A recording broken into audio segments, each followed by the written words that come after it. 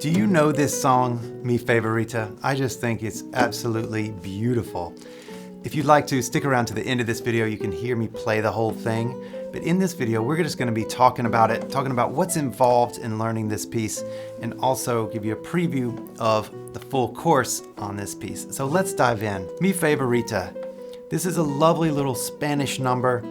It's written, it's anonymous. It's what is it? 100 years old, maybe more.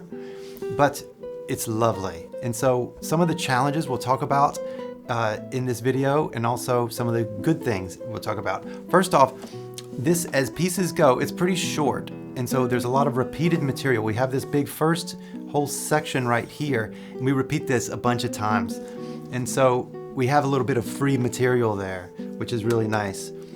One of the big challenges of this that people run into are the road maps, because we have to code them. We have this sign over here. We have this these endings over here, 1 and 2, DS al coda over here. There's all this business right here. So there's the actual navigation in this piece can be pretty tricky if you don't know exactly what you're looking at. And so within the course, we talk about this in detail and how to navigate the roadmap of this piece. Another couple of things to expect with this is there are a couple of bar chords. You can see right here, there's some bar chords. These are partial bars, so they're not full bar chords, and they don't last all that long. So as bar chording goes, it's not that difficult. We also use the entire range all the way up to the 12th fret.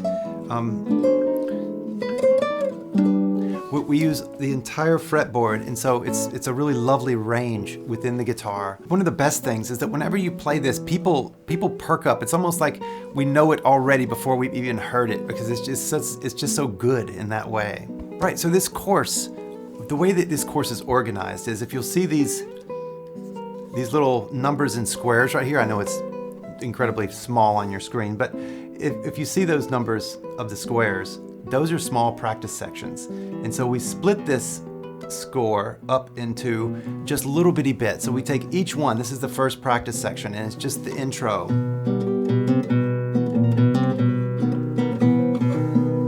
And so we take this and we go through it with a fine-tooth comb. We look at the right-hand fingers, PIMA.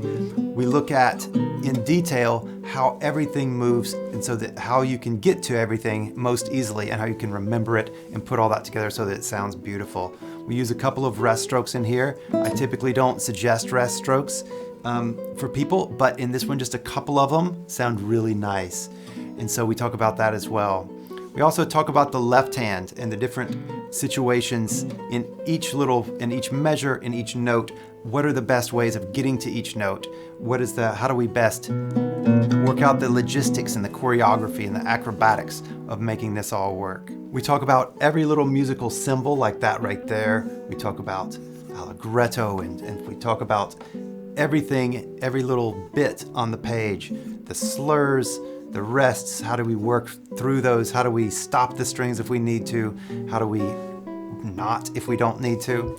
So we talk a lot about these things. And while we use the notation in the course, the materials have the entire tab as well. So if you're more comfortable with tab, especially up in the upper positions, then you can use the tablature, and it's very easy to follow, because within the practice sections, we're only dealing with a small bit at each time, and it's laid out exactly over and under. So everything that you're seeing on the screen directly applies to the tablature as well, and it's really easy to follow in your materials. So it comes with the PDFs to all of the music, all of the different practice sections, and everything that you need to play this piece beautifully and stunningly. So if this sounds like a fun project for you, I love this piece. I think it would be a glorious project for you if you're at the early intermediate, upper early intermediate, all the way up to advanced. It's a lovely piece, and it's well worth your time. There's a lot to think about in this piece regarding the fingerings, regarding just getting to the notes, but we also talk